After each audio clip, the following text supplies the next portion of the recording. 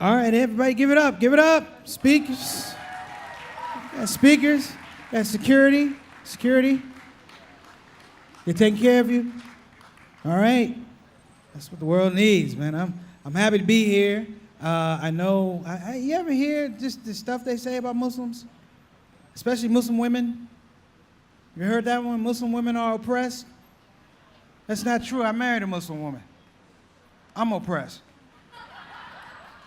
Halal oppression. That's what we're talking about. Yeah, it's okay to laugh, Muslims too. It's all right. Because some Muslims, they see a comedian and they try not to laugh. Isn't that something? Like I did a show, 2,000 Muslims, 1,999 Muslims are laughing. One brother in the front just trying to hold it in. Then it becomes this personal thing, like I have to make him laugh or else I'm not a good comedian. It took 45 minutes, but I got him. It's sad, because when I got him and he laughed, I realized he probably hadn't laughed in about 45 years. I got him to laugh, this is what it sounded like. I was like, oh my God. That's the thing, man, that's the thing. Muslims are getting profiled. I'll be honest with you, I'm African American and Muslim. That's a little different. That means when I go to the airport, I have to go through security twice. This guy was like, oh my God, I'm afraid of Muslims. I was like, good. Are you really afraid? Yeah. I was like, give me your wallet. Yeah, well, that's the thing though, man. I was actually on a plane with a guy. This guy, he couldn't believe I was a Muslim comedian. He's like, are you a Muslim comedian? I said, yeah. He goes, that's impossible. I said, why is that impossible? He said, Preacher Moss, because Muslims don't laugh. I was like, who told you that? He said, no. I work in an office full of Muslims. I never see them laugh. I said, dude. He said, what? I said, they wait till you leave. It's all right to clap. Enjoy yourself. I don't care. And I want to say something special. Shout out to Muslim sisters. Keep wearing hijabs, please. It's very important.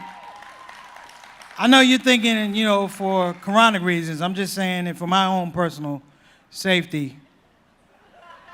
Wear hijabs because you scare people. Case in point, I was on the bus in Philadelphia, whole nother story.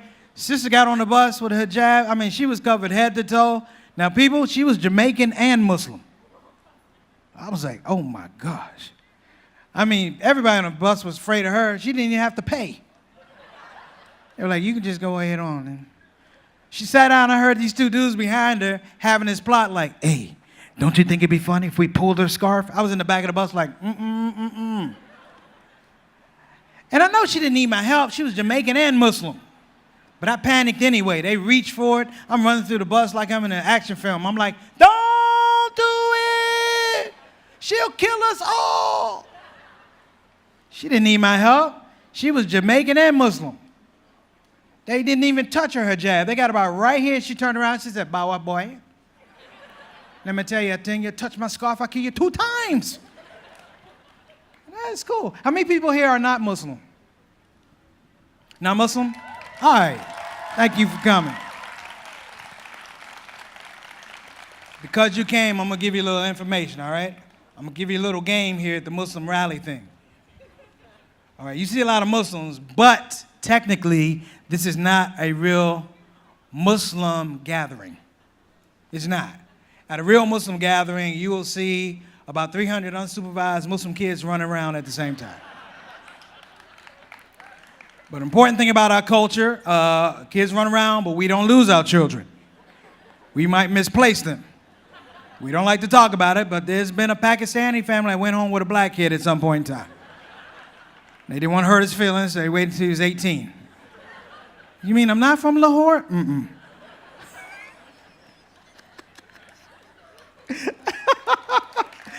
I'm sorry, that was...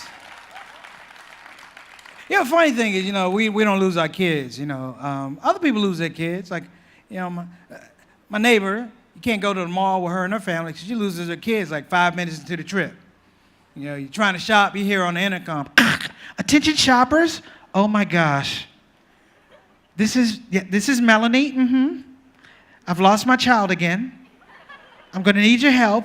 She knows everything about her child. My daughter Petrie is blonde hair, blue eyes. She's 3'6", and she has blonde hair, blue eyes, and her shoes light when she walks up, and her blood type is AB negative. Amazing. Muslim dads, we love our kids, but we don't know anything about them in an emergency, do we? Muslim father loses his kid in the mall. This is what you hear. Salaikum. Salaikum. Listen to me. Listen to me. Ibrahim, you're in big trouble.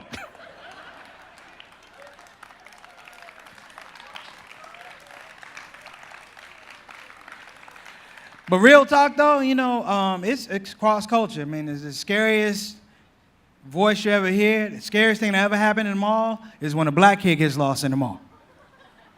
Because your mother told you in the car, don't make me have to find you. Don't make me have to find you. A black kid gets lost in the mall, this is what you hear. And you know it's her because she doesn't say anything for the first 4 or 5 seconds. You just hear her breathing. It's like,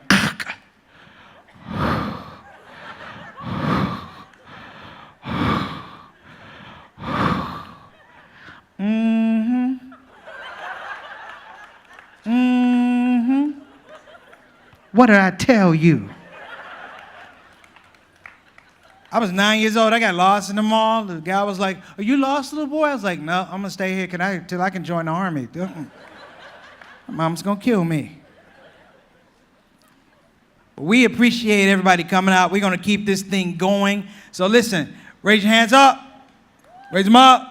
Raise them up. Shake them out. Shake them out. Let's get the clapping and welcome to the stage our next speaker, please.